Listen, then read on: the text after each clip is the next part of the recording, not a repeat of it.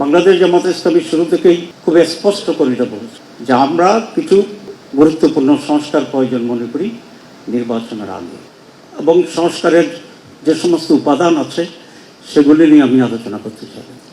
আমি ধন্যবাদ জানাতে চাই এই সরকারকে আজ হল এবং এই সরকারের সংস্কারে যারা প্রতিনিধিত্ব করছেন তাদেরকে। আমি মনে করি সরকার এ বিষয়ে সঠিকভাবেই এগোচ্ছে এবং যে প্রক্রিয়া ওনারা আগাচ্ছেন, আলাদা আলাদাভাবে কমিটি করেছেন, আমাদেরকে শেষভাবে অবহিত করেছেন, আমাদের সংস্কার প্রস্তাবের জন্য আহ্বান করেছেন। প্রত্যেকটি সংস্কার কমিশনের পরে আবার একটা শর্ট কমিটি করেছেন সেগুলোকে সিনক্রোনাইজ করার জন্য। তারপরে আজকে এটাকে প্রাথমিক ইনফরমেশন বা শুরুটা করেছেন, এরপরে ইন্ডিপেন্ডেন্টলি এবং ইন্ডিভিজুয়ালি পার্টি ওয়াইজ আবার এক্সচেঞ্জ করবেন। This is the proper way. এরপরে আবার যত একটা প্রোগ্রাম এখানে হতে পারে এবং আমরা ঐক্যমত্যে পৌঁছব।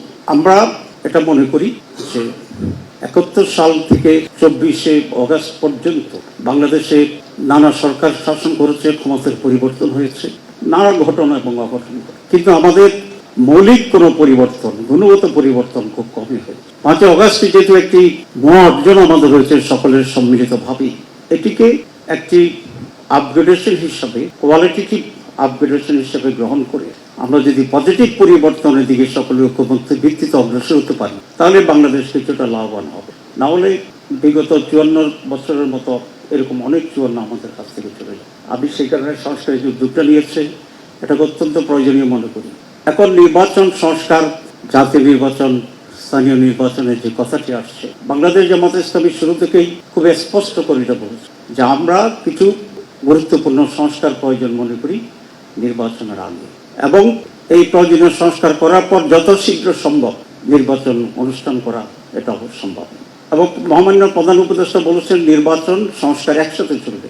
দিস ইজ আওয়ার প্রিন্সিপাল, দুটি একসাথে চলবে এবং একটি পর্যায়ে, কতিপয় পর্যায়ে একমত হয়ে আমাদের আগতে হবে, এই জন্য যাতে করে আমরা একটা বেটার বাংলাদেশ পাই, একটা বেটার সিস্টেম পাই এবং একটি সুন্দর নির্বাচন পাই, একটি সুন্দর সরকার পাই, একটি সুন্দর রাজনীতি পাই। এবং এক্ষেত্রে রাজনৈতিক দলগুলোর ভিতরেও নিজেদের একটা সংস্কারের প্রয়োজন আছে বলে আমি মনে করি, যেটা আমরা আমাদের মাঝে সবসময় করার জন্য চেষ্টা করছি। প্রতিটি বিষয় তো আমাদের ভিতরে ঐক্যমত্য আছে, যেমন বাংলাদেশের স্বাধীনতা, সার্বভৌমত্ব; 2 টেকসই গণতন্ত্র; 3 সুষ্ঠু নির্বাচন; 4 দুর্নীতিমুক্ত বাংলাদেশ; 5 ন্যায়ের শাসন এবং সকলের জন্য ন্যায় বিচার পাওয়ার গ্যারান্টি। এই প্রতিটি বিষয় যদি আমরা ঐকমত্য পোষণ করতে পারি, এবং দ্বিমত পোষণ করার কোনো সুযোগ আছে আমি মনে করি না, এবং এটাকে টেকসই করা এবং বাস্তবায়ন যেভাবে হতে পারে সে পর্যায়ে যে সমস্ত সংস্কার প্রয়োজন আমি মনে করি এখন ওই সমস্ত সংস্কারের প্রতি আমরা ঐকমত্য পোষণ করতে পারি।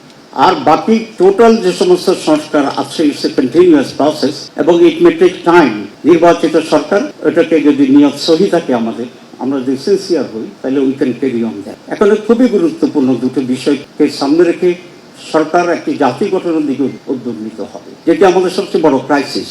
আমাদের বড় ক্রাইসিস হচ্ছে অনেস্টি, আমাদের বড় ক্রাইসিস হচ্ছে মোরালিটি, আমাদের বড় ক্রাইসিস হচ্ছে sense of accountability and accountability. সুতরাং একটি জাতি একটি কালচারের ভিতরে, রাজনীতি, অর্থনীতি, সামাজিক সব কালচারের ভিতরে এই সমস্ত বেসিক ভার্চুসগুলো যাতে কিভাবে আমরা আনতে পারি, এটি সকল রাজনৈতিক দলের দায়িত্ব এবং যারা যখন সরকার থাকে তাদের দায়িত্ব। সেই রকম একটি পরিবর্তিত moral based, education based, honesty based একটা ফরওয়ার্ড গোয়িং নেশন সেন্টিমেন্ট যদি তৈরি করা যায় তাহলে আমরা আশা করি সময়ের ব্যবধানে বাংলাদেশ সঠিক জায়গায় পৌঁছবে এবং আমরা একটি সুন্দর বাংলাদেশ শেখাতে পারবো আমাদের নেক্সট জেনারেশনগুলোকে।